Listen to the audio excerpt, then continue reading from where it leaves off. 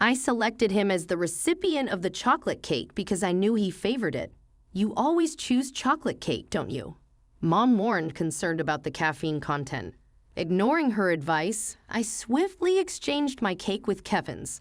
Well, after a brief hesitation, I took a bite of a caffeine-laden treat while my mom continued to enjoy her own cake and Kevin proudly boasting about reserving this cake a month in advance, emphasized the delicious crushed nuts on top. Suddenly, his demeanor shifted as he began to choke. His face turned red and he struggled to breathe. Foam formed at his mouth and he shivered before collapsing to the floor. My name is Emma, a 36-year-old working at a food inspection company. I live with my husband Kevin, who is 2 years older, and our 7-year-old daughter Katherine. Our journey began at university, leading to marriage and the birth of Katherine. However, her slow development worried us. Despite consulting numerous doctors, no issues were found. Katherine's lack of progress caused a rift between Kevin and her. His mother, Kay, also deemed Katherine as having a disability, leading to her disapproval and avoidance. Only my father-in-law showed affection, considering Katherine unique and lovely. Before marriage, Kevin was kind, but his attitude changed with Katherine's challenges.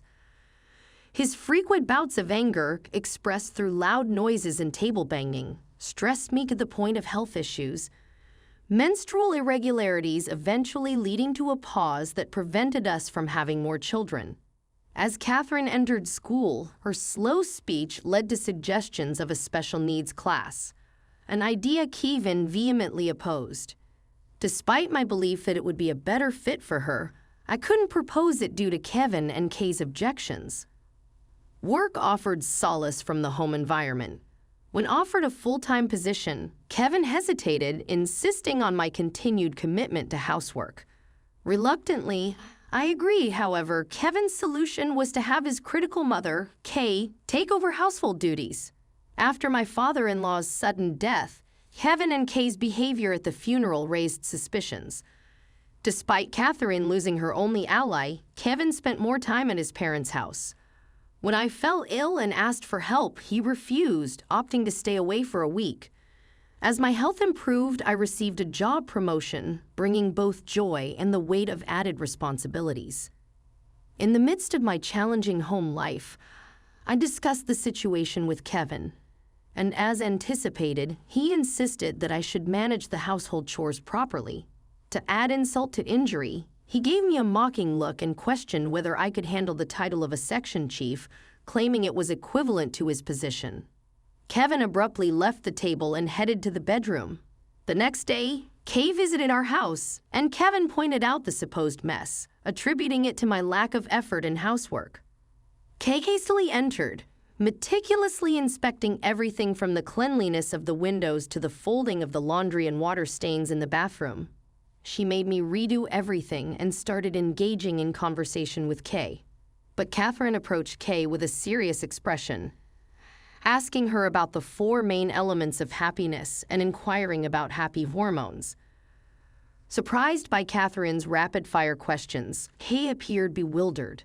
Katherine continued her passionate explanation about neurotransmitters, leaving Kay increasingly perplexed. Eventually overwhelmed by Katherine's focus, a worn-out Kay went home.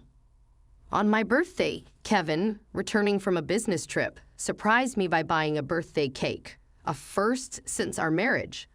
This unexpected act puzzled me, as Kevin had never bought anything for Katherine or me before. During dinner, he showered me with overly sweet words, apologizing for leaving household chores to me, and promising to help more. Well, Kevin's words made me uncomfortable. I didn't want to spoil the moment. After dinner, as I cleared the dishes, Kevin retrieved the cake from the fridge, insisting he would handle it. Although uneasy about his behavior, I decided to call Katherine to join us in Katherine's room. She warned me not to eat the cake, expressing urgency in her gaze. Trusting Katherine, I returned to the living room, where she insisted we eat without forks. I realized she had swapped my cake with Kevin's. As we ate, Kevin proudly discussed reserving the cake, and suddenly he began to choke. Kevin collapsed on the floor, showing signs of anaphylactic shock from a buckwheat allergy. Both Kevin and I were allergic to buckwheat, and it was confusing since we were eating cake that shouldn't contain any buckwheat. In a calm voice, Katherine instructed me to call an ambulance. Following her guidance, I hit Kevin's back to help him expel the cake. At the hospital, Kevin's life was saved, and I wondered how Katherine knew something life-threatening would happen. After completing the hospital admission procedure, I returned home. As soon as I arrived, Katherine showed me a candy wrapper she retrieved from the trash. It was a wrapper for cookies made with buckwheat flour, and Katherine explained that it was from the cake box Dad had bought. According to her, the seal on the box was half peeled off, and when she checked the kitchen trash, she found a key wrapper she'd never seen before.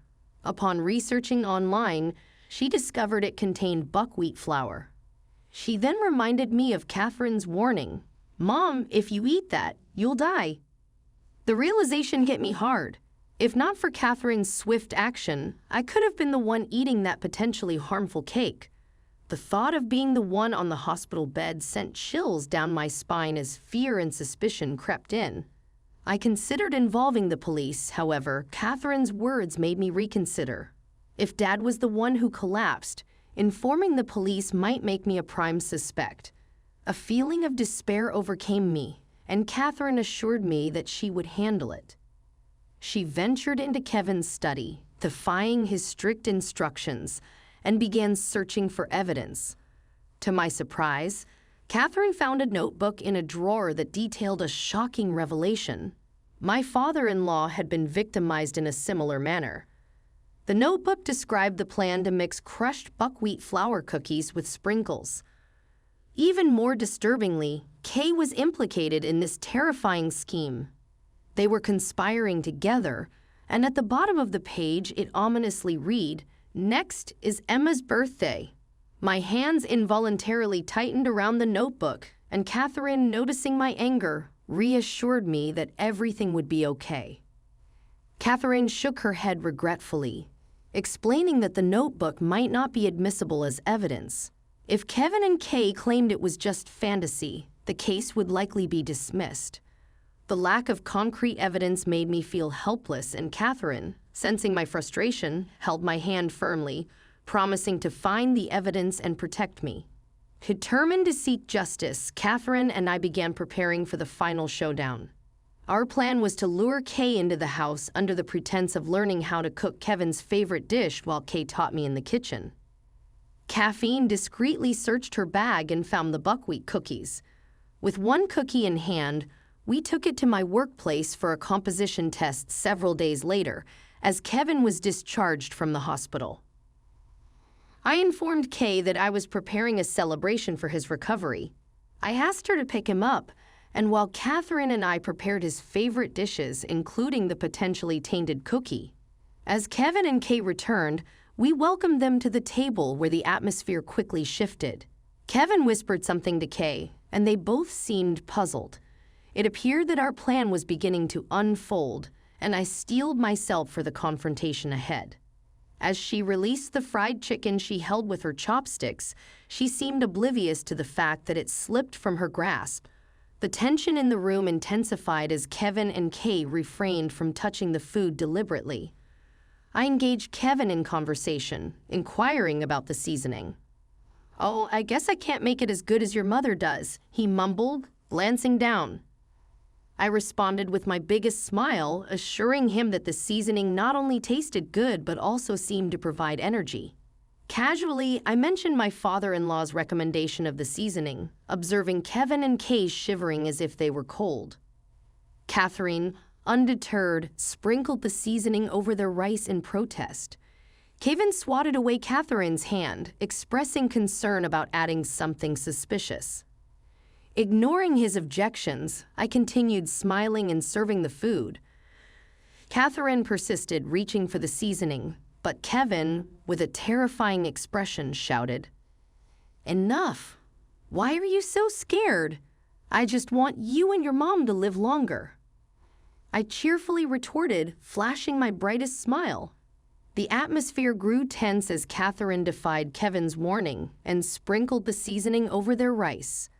The room was charged with Kevin's anger as he shouted, "Stop putting something so suspicious into it." Unfazed, I continued with my smile, drawing attention to his past actions of sprinkling the same seasoning on my cake, leading to his hospitalization. With a triumphant gesture, I presented documents obtained from our company's inspector linking the substance on the cake to the buckwheat cookies. Kevin and Kay exchanged glances, denying any knowledge of the situation. However, I placed a copy of Kevin's incriminating notebook on the table, revealing details of the ordered cookies and their sinister plan. Staring sternly at Kay, I connected the dots, questioning them about their involvement in my father-in-law's death. Kevin finally admitted to his vengeful act, revealing his resentment towards my father-in-law's interference. Shocked and angry, I listened as he confessed to mixing the buckwheat cookies into the seasoning, targeting my father-in-law due to his disapproval of Kevin's relationship with his mother. Fueled by anger and disbelief, I declared their actions as a crime and threatened to report them to the police. In a desperate attempt to conceal evidence, Kevin snatched the copy of the notebook from the table, crumpled it, and possibly swallowed it. Katherine, Caffeine and I stared in surprise at his act. Caffeine calmly revealed that it was just a copy, and the original was safely stored elsewhere. She placed a voice recorder on the table, exposing their crimes from the beginning. As the evidence mounted against them, Kevin collapsed into his chair, realizing the gravity of their actions. With the truth exposed, the police took Kevin and Kay away. Their cries and protests echoed, but the evidence, including copies of the notebook, voice recordings, and purchase history, secured a guilty verdict. The legal proceedings led to my successful divorce from Kevin, who had to pay compensation.